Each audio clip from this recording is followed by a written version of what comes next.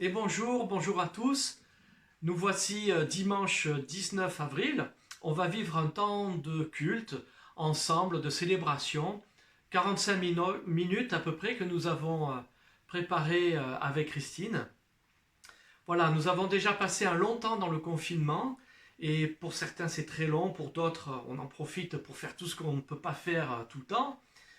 Mais voilà, nous attendons, on entend parler de cette attente du déconfinement et c'est une attente d'une certaine libération de cette prison dorée dans laquelle nous vivons qui est notre habitat.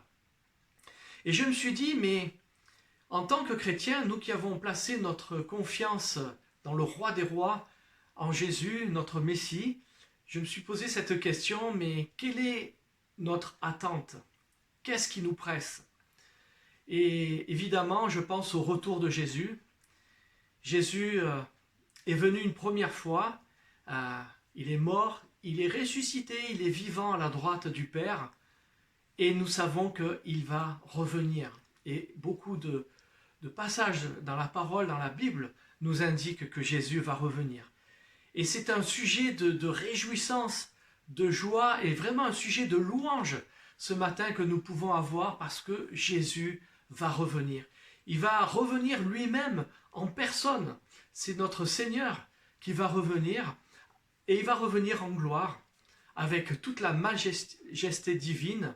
Il va revenir avec une multitude d'anges, il est écrit. Et voilà, c'est vraiment un sujet de réjouissance parce que celui en qui nous avons confié notre vie, que nous avons reconnu comme notre roi, va revenir pour instaurer son royaume, un royaume de paix, un royaume de justice et de joie. Et nous savons que, en tant qu'enfants de Dieu, nous faisons déjà partie de ce royaume. Alors je vous propose de le louer avec des chants. Le premier chant, c'est un vieux chant, peut-être pour ceux qui sont plus jeunes que moi, mais on le chante quand même à l'église. C'est le groupe Pâturage qui a créé ce chant, qui nous dit « Maranatha, viens, Seigneur, viens ».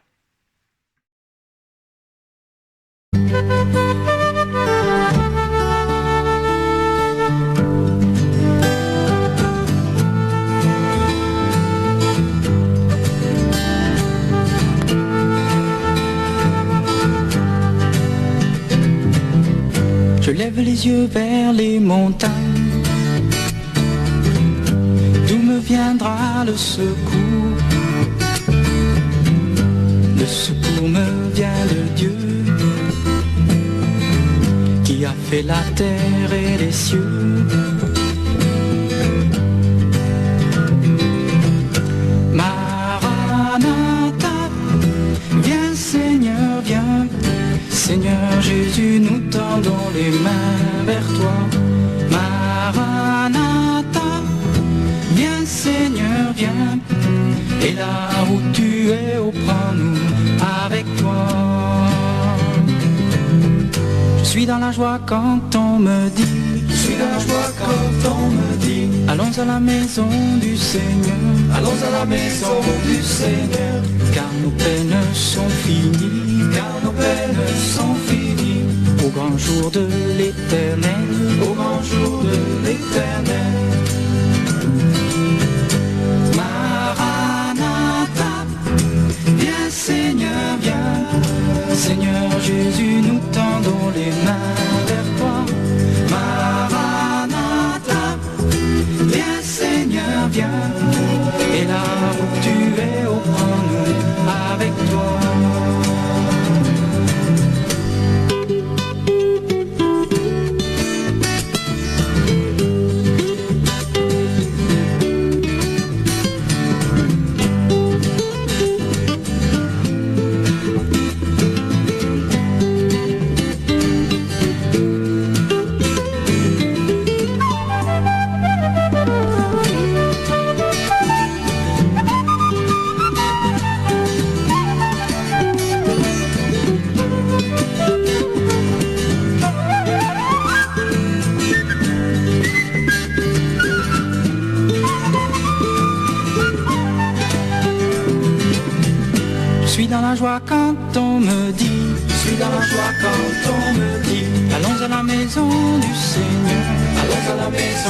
du Seigneur, car nos peines sont finies, car nos peines sont finies, au grand jour de l'Éternel, au grand jour de l'Éternel. Maranatha, viens Seigneur, viens. Seigneur Jésus, nous tendons les mains vers toi. Maranatha, viens Seigneur, viens. Et là où tu es, prends-nous avec toi. Maranatha, viens Seigneur, viens. Seigneur Jésus, nous tendons les mains vers toi. Maranatha, viens Seigneur, viens. Et là où tu es, prends-nous avec toi. Libre de nos chaînes, nous marchons vers toi. Ta main souveraine affermit nos pas, armés de lumière, couronnés d'éclat. Soyons sur la terre, messagers de joie.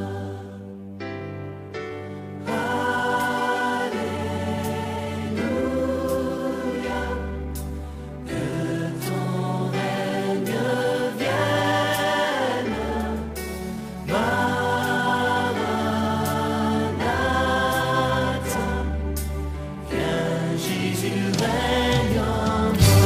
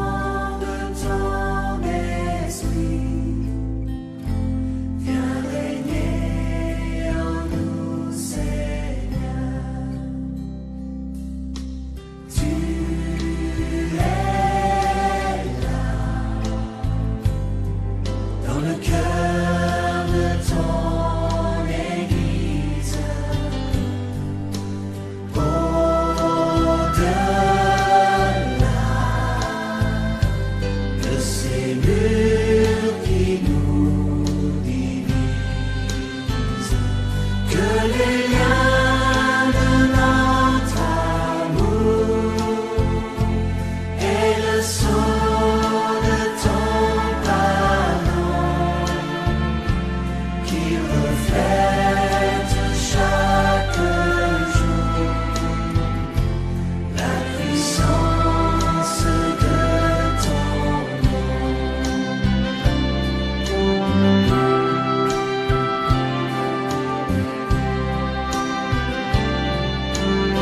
Merci pour ta paix, Seigneur.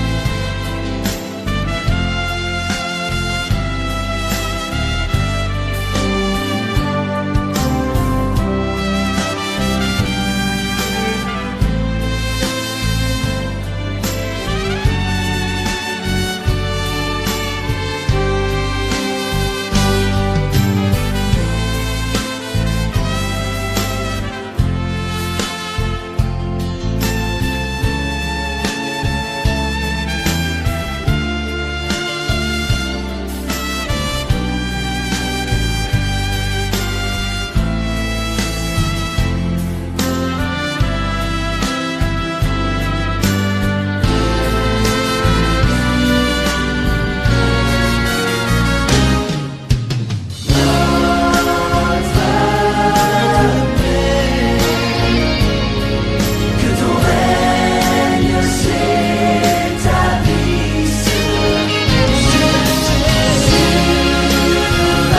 la terre, que rayonne ta justice. Apprends-nous la compassion, donne-nous d'être avec toi, un flambeau pour les nations, dans ta gloire et ton éclat.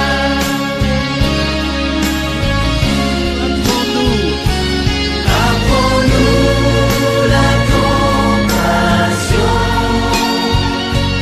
donne-nous d'être avec toi, un flambeau pour les nations, dans ta gloire et ton éclat, dans ta gloire et ton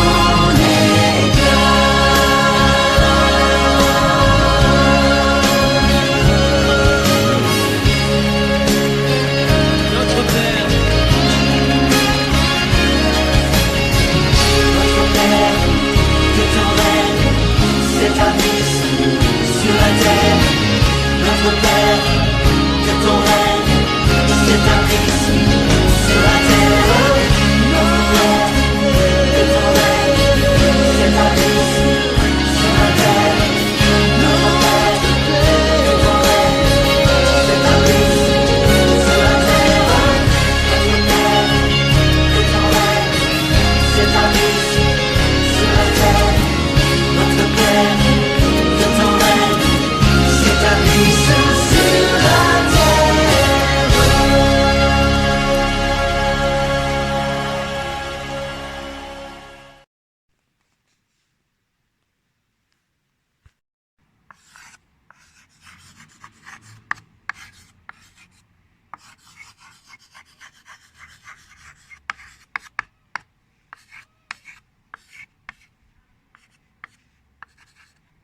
Salut la jeunesse!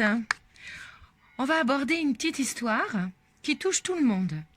En fait, personne dans le monde entier n'est exactement comme toi, juste comme toi, car chaque être est unique au monde. La différence est agréable à vivre, surtout si on est particulièrement drôle, ou intelligent, ou courageux, ou costaud, si on est un champion. Mais parfois, on se sent différent, sans être ni intelligent, ni drôle, ni courageux, ni costaud. Par contre, on peut aussi se sentir trop quelque chose, trop drôle, trop intelligent. Mais là, la différence pour les autres peut faire mal. et peut-être difficile à vivre. Tu te trouves peut-être trop gros ou trop maigre, trop grand ou trop petit. Tu trouves peut-être aussi que tu as trop de taches de rousseur, que tes oreilles sont décollées ou que tes cheveux sont trop frisés, trop lisses. Tu sais, c'est comme si tu disais que les rayures de ta chemise sont trop droites ou que les pois de ta robe sont trop ronds. Tu n'es pas trop quelque chose. Tu es simplement toi. Et c'est à ça que tu ressembles en ce moment. Et c'est bien. C'est ce que tu es maintenant. Mais en grandissant, ça changera probablement ton apparence. Tu peux même demander à des adultes ou à tes parents de te montrer les photos de quand ils avaient ton âge. Tu verras comme ils ont changé eux aussi. Imagine ce que ressent un gros orteil. Il est gros et costaud. Parfois, il transpire et il ne sent pas bon. Il n'est pas aussi soyeux que des cheveux, ni brillant comme tes yeux. Il ne peut même pas écouter de la musique et manger des bonnes choses comme du chocolat. Personne ne dira jamais « Quel magnifique gros orteil! Qu'il est beau et intelligent !» Mais sans un gros orteil, tu ne pourrais pas courir et tu aurais même des problèmes pour marcher. C'est lui qui t'équilibre. Un gros orteil, c'est très important. Tu sais quoi? Il est comme un super-héros top secret. Il vit dans l'ombre, mais sa mission est la plus haute importance. Qu'il soit gros et qu'il sente un peu mauvais, cet orteil, on s'en fiche. Ce n'est pas ça qui est important. Ce qui compte, c'est qu'il soit là et qu'il fasse son travail d'orteil. C'est ça l'important. Il y a aussi les différences qui ne se voient pas. Peut-être que tu te sens maladroit ou que tu ne connais pas certaines choses, mais sûrement pas toutes. Il y a sûrement des activités qui te conviennent, mais il suffit d'essayer. Même si ça ne marche pas au début, et puis même si on se moque de toi, il faut que tu essaies. Comment pourras-tu savoir à quoi tu es bon si tu n'essaies pas? Le talent ne ressemble pas toujours à un grand arbre au milieu d'un champ vide, facile à repérer de très loin. Au contraire, il faut y aller et persévérer. Alors, lance-toi et persévère. Dieu t'accompagnera toujours si tu lui demandes. Si tu te sens différent, tu peux avoir l'impression que personne ne t'aime. Et même finir par te dire que c'est de ta faute et te demander « Mais pourquoi est-ce que je ne peux pas être comme tout le monde ?» Imagine un peu, lors d'un anniversaire, que tout le monde a apporté le même cadeau. Je sais pas moi, des chaussons à tête de lapin. Même si celui à qui le cadeau est content, quand même, avec 22 paires des invités, ça lui plaira pas vraiment. Dieu a voulu offrir au monde plein de cadeaux différents. Et Dieu voudrait et il veut que l'un d'eux soit exactement comme toi. Oui, tu es l'un des cadeaux de Dieu au monde. Tu serais surpris de découvrir le nombre de gens qui se sentent différents. Aux yeux des autres, ils sont peut-être les plus rapides, les plus costauds, mais au fond d'eux-mêmes, ils se sentent seuls parfois, ou ils ont peur, ou ils se trouvent bizarres. Leurs raisons ne sont peut-être pas les mêmes que les tiennes, mais ce sentiment d'être différent, lui, c'est le même. Ce sentiment de se sentir différent, tu peux quelquefois même le repérer sur le visage de quelqu'un. Alors, il ne faut pas hésiter à te montrer amical avec cette personne, même si tu ne fais rien d'autre que la saluer ou lui faire un petit sourire. Rappelle-toi, au-delà des différences, nous avons tous été créés par Dieu. Et toi, cherche bien. Quels sont tes talents?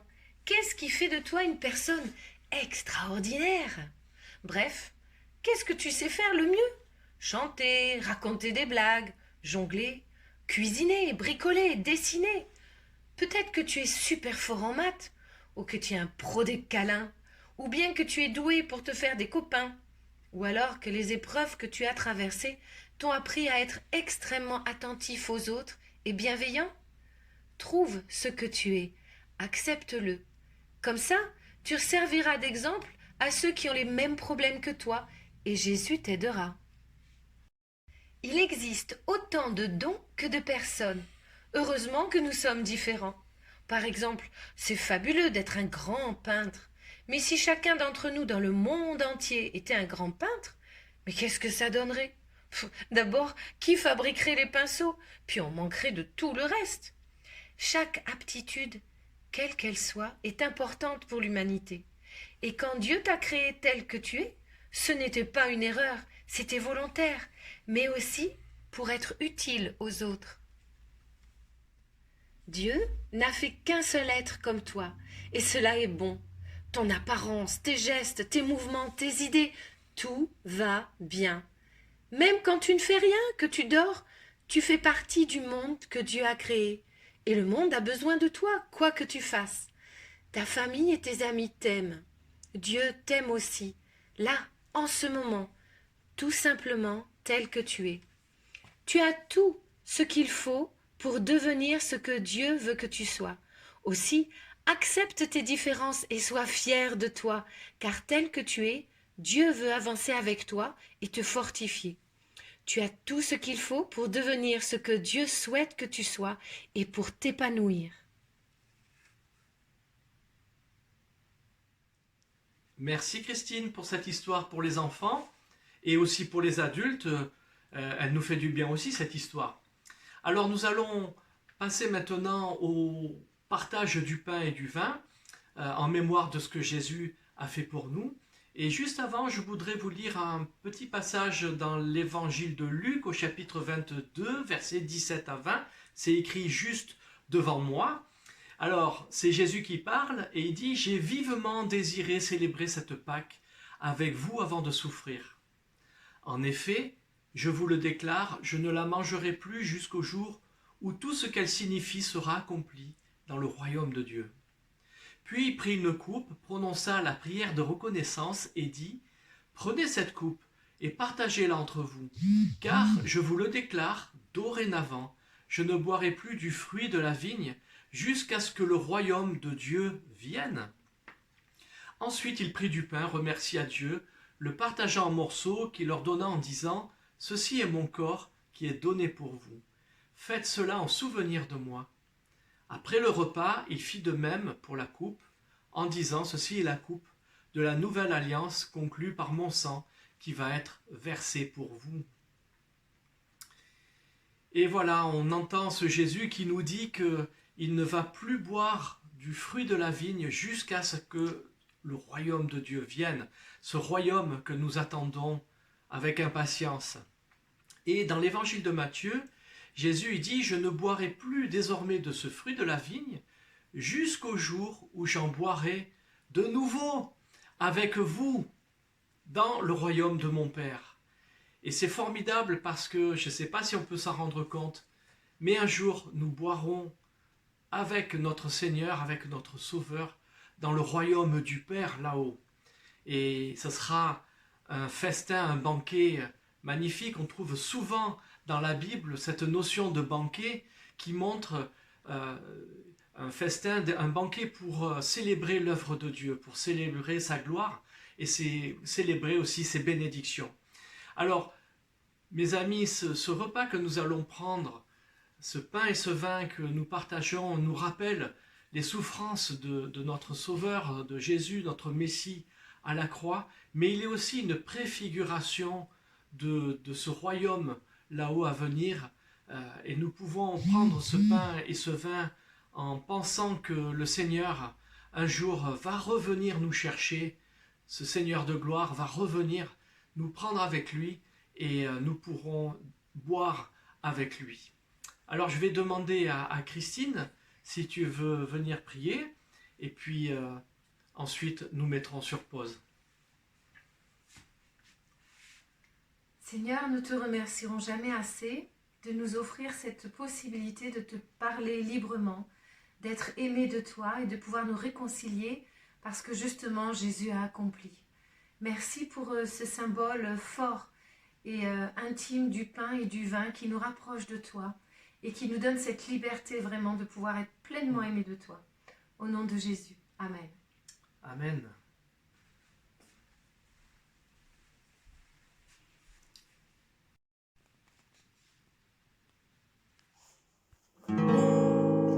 Je n'ai pas peur de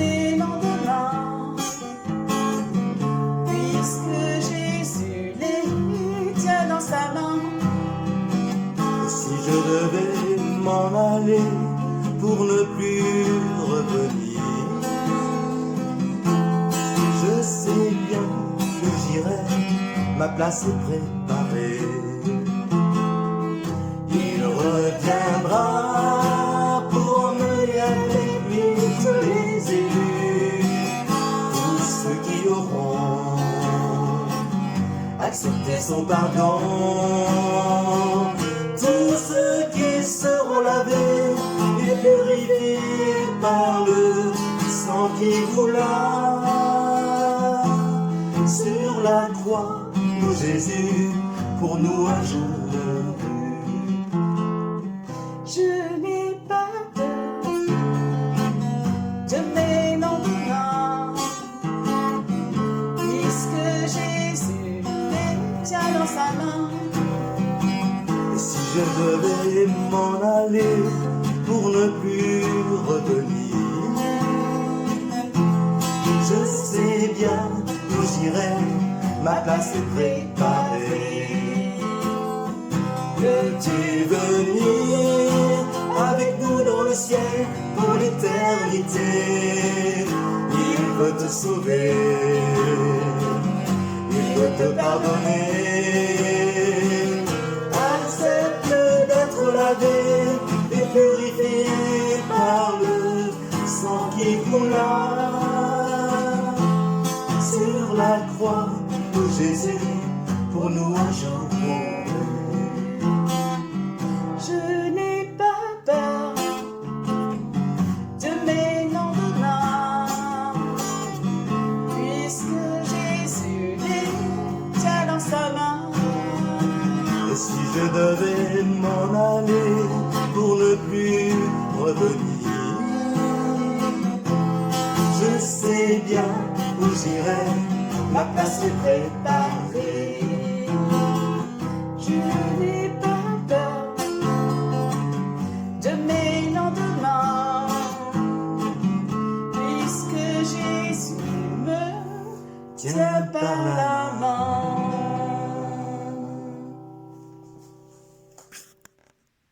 Merci Jean-Pierre, merci Jacqueline. Ça nous a fait du bien de vous entendre et de voir vos visages. On ne se voit plus maintenant qu'on ne se réunit plus le dimanche matin, mais on peut se voir par WhatsApp et par vidéo. Alors je voudrais vous apporter quelques petites réflexions sur le retour de Jésus, puisque c'est notre thème. On dit le retour de Jésus parce que Jésus est venu une première fois, et comme je l'ai déjà expliqué, il est venu en tant que serviteur, comme un homme humble. Il est né dans une crèche. Et je crois que si on avait croisé Jésus il y a 2000 ans sur les routes de Palestine, si on l'avait vu d'une manière extérieure et apparente, on ne se serait peut-être pas rendu compte de quoi que ce soit quant à son origine divine. En le fréquentant, on se serait rendu compte que c'est un homme extraordinaire, sans mal, sans haine, sans mauvaise pensée, sans jugement, et quelqu'un sans péché. Et rien que son discours, son enseignement, ses paroles, son comportement, son attitude, là oui, on se serait rendu compte qu'il était fils de Dieu. Mais d'une manière extérieure, rien ne nous disait qu'il était fils de Dieu. Au contraire, Ésaïe 53 nous dit qu'il n'avait ni beauté ni éclat pour satisfaire les regards. Et même lors de son baptême, quand il est allé au Jourdain, les foules ne se sont rendues compte de rien. Il n'y avait que Jean-Baptiste qui l'a reconnu comme le Fils de Dieu. Alors, cette seconde venue de Jésus, ça ne sera plus le petit Jésus de la crèche, mais ça sera le Jésus triomphant, glorieux, qui va revenir. Et donc, la Bible, il y a plus de 1500 références dans la Bible au retour, à la fin des temps et au retour de Jésus. Et donc, il est dit qu'il reviendra sur le mont des Oliviers, il reviendra corporellement, environné de gloire, d'une façon visible pour toute l'humanité. Il sera revêtu d'autorité. Et voilà, j'ai les références de tout cela, si ça vous dit, contactez-moi, je vous les donne. Je vous les donnerai. Et puis, aussi pour ce qui est des signes annonciateurs du retour de Jésus, vous savez que Matthieu 24, Luc 21, Marc 13 nous parle de ce retour, ce sont les disciples qui questionnent Jésus, qui lui disent « Mais enfin Seigneur, quels seront les signes de ton avènement ?» Et Jésus répond. Mais on ne va pas regarder ça ce matin, et je vous propose, si ça vous intéresse, je vous enverrai un lien d'une étude qui est bien approfondie sur ce sujet-là. Je voudrais aborder 3 points avec vous. Le premier se trouve dans l'évangile de Jean au chapitre 4. C'est Jésus qui parle pour nous et qui dit « Il y a beaucoup de demeures dans la maison de mon Père. Si cela n'était pas, je vous l'aurais dit, je vais vous préparer une place. Et lorsque je m'en serai allé et que je vous aurai préparé une place, je reviendrai et je vous prendrai avec moi, afin que là où je suis, vous y soyez aussi. » Magnifique! Et ça me rappelle une histoire que je vais vous raconter avec Christine et les filles. Nous étions partis en vacances en Angleterre, à Bath. Nous étions allés voir des amis qui nous avaient invités à passer un petit séjour chez eux. Et nous voilà partis là-bas et nous arrivons dans une maison et on se rend compte que c'est une maison mais somptueuse. Vous savez, les styles, les maisons victoriennes, dignes de la cour, enfin des princes et des princesses, etc. Et je vous laisse imaginer le regard de nos filles quand elles ont compris que c'était là qu'elles allaient dormir, quand elles ont vu leur chambre avec leur lit, un lit chacun, hein, s'il vous plaît, chacune, pardon, avec un matelas épais comme ça, des froufrous de partout. Enfin, il y avait tout ce qu'il fallait, quoi. Et je me souviens encore de leur regard pétillant. Elles n'en pouvaient plus. Et donc, évidemment, chaque année, elles voulaient y retourner. Mais bon, ça n'a pas été possible. Mais ce regard m'a parlé parce on s'est rendu compte avec Christine que ces amis-là nous avaient préparé un moment inoubliable chez eux. Ils nous avaient préparé une place dans leur demeure. Et ça m'a fait penser, en lisant ce texte, que voilà, le Seigneur nous prépare une place. Et ça m'étonnerait que cette place nous déplaise. Je crois au contraire que ce lieu qui nous prépare, c'est le lieu qui est digne du roi des rois, du Seigneur glorieux qui nous aime. La deuxième chose, c'est le comment. Comment ça va se passer. Et je voudrais juste vous lire un texte qui parle de lui-même dans la première épître aux Thessaloniciens au chapitre 4, versets 13 à 18, qui nous dit « Ne nous voulons pas, frères, vous laisser dans l'ignorance au sujet de ceux qui sont décédés, afin que vous ne soyez pas tristes, de la même manière que le reste des hommes qui n'ont pas d'espérance. En effet, puisque nous croyons que Jésus est mort et ressuscité, nous croyons aussi que Dieu ramènera par Jésus et avec lui ceux qui sont morts. Car voici ce que nous vous déclarons d'après une parole du Seigneur. Nous qui serons restés en vie au moment où le Seigneur viendra, nous ne précéderons pas ceux qui sont morts. En effet, au signal donné, sitôt que la voix de l'archange et le son de la trompette divine retentiront, le Seigneur lui-même descendra du ciel, et ceux qui sont morts, unis au Christ, ressusciteront les premiers. Ensuite, nous qui serons restés en vie à ce moment-là, nous serons enlevés ensemble avec eux dans les nuées, pour rencontrer le Seigneur dans les airs. Ainsi, nous serons pour toujours avec le Seigneur. Et il finit par « Encouragez-vous donc mutuellement par ces paroles ». Et c'est vraiment cet encouragement aussi que je voudrais vous laisser ce matin, parce que ce texte nous parle de ceux qui sont décédés, qui sont morts, unis au Christ, ceux qui ont placé leur vie, leur confiance en Jésus-Christ. Ils seront enlevés avec nous. Et je ne sais pas si on peut imaginer ce moment. Je pense à Jacques qui nous a quittés le week-end dernier, je pense à Mario, je pense à ma mère, je pense à Louise Vidal et bien d'autres que j'oublie. Mais voilà, ce sera un moment magnifique de gloire où nous prendrons part à cette gloire. Le troisième point que je veux aborder avec vous, c'est encore les paroles de Jésus qui nous dit dans Matthieu au chapitre 24, versets 42 à 44, Jésus nous dit « Tenez-vous donc en éveil, puisque vous ignorez quel jour votre Seigneur viendra. Vous le savez bien, si le maître de maison savait à quelle heure de la nuit le voleur doit venir, il resterait éveillé, pour ne pas le laisser pénétrer dans sa maison.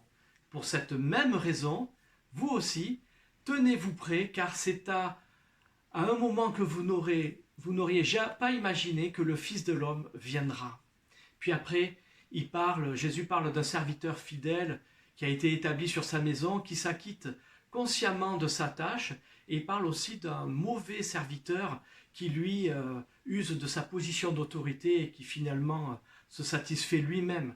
Et la conclusion, c'est chacun aura la rémunération qu'il mérite. Tenez-vous prêts, soyez donc en éveil, veillez. Je crois que c'est important pour nous et je pense que c'est important à la lecture de ces paroles de comprendre que veiller, ce n'est pas dormir.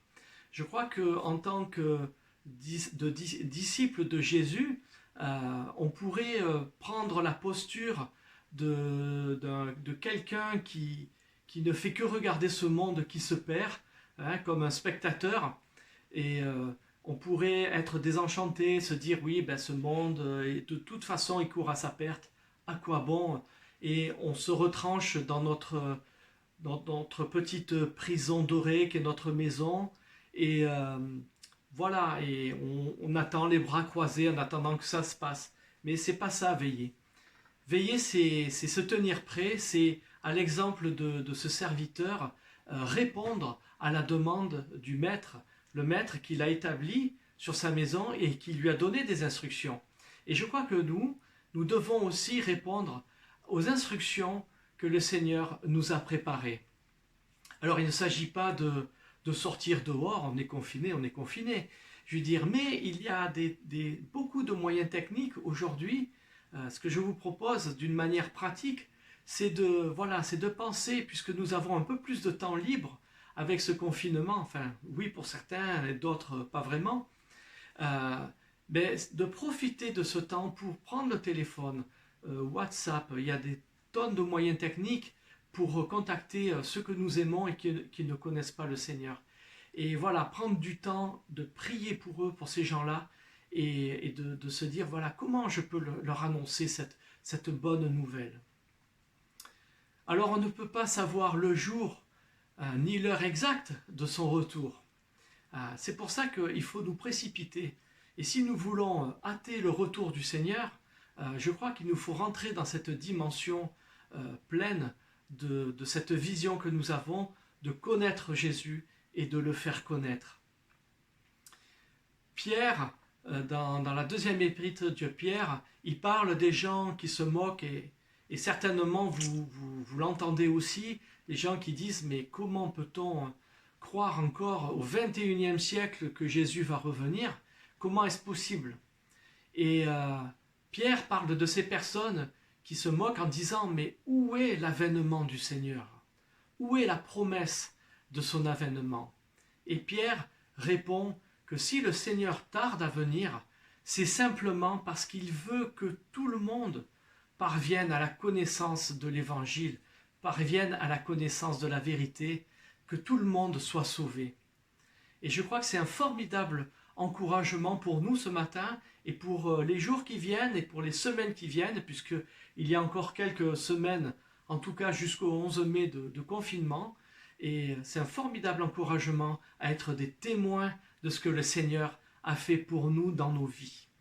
Alors je vous laisse, pour finir, pour conclure, avec un chant que la famille Rofidal a écrit, a composé, qui s'appelle « Jésus revient bientôt ».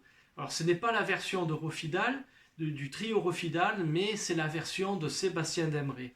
Je vous souhaite un bon dimanche à tous, soyez bénis mes amis et profitez de ce temps de confinement pour être avec le Seigneur et rayonner de lui de partout.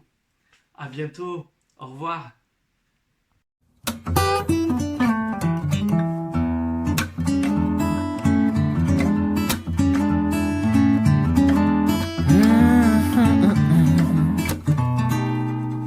Bientôt, très bientôt, nous allons voir le roi.